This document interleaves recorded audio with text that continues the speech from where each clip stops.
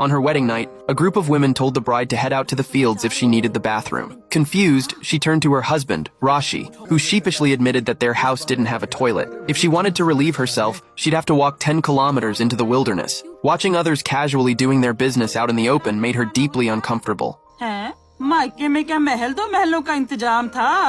और क्या दीदी? जी हाँ, मेरे घर शौचालय था।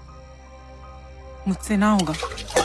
So she told Rashi that if their home didn't have a toilet, she'd file for divorce. Rashi's father, however, flat out refused. He believed having a toilet at home would offend the gods. No one in the village had one anyway. Men could go wherever and whenever they pleased. Women, on the other hand, were only allowed to go after dark, outside the village. But the night brought more than just privacy. It brought snakes, insects, and men who shined flashlights on women for fun. In moments like that, women didn't cover their bodies. They covered their faces, because what mattered most wasn't being seen, it was being recognized. Once people knew who you were, your reputation was ruined. Aya, the bride, had a university degree and found this whole backward system repulsive. But for love, she tried to make it work. Every day she'd head out with Rashi, rush into the bushes, and take care of things as quickly as possible. One day, just as she squatted down, a motorcycle approached. Of course, it was her father-in-law.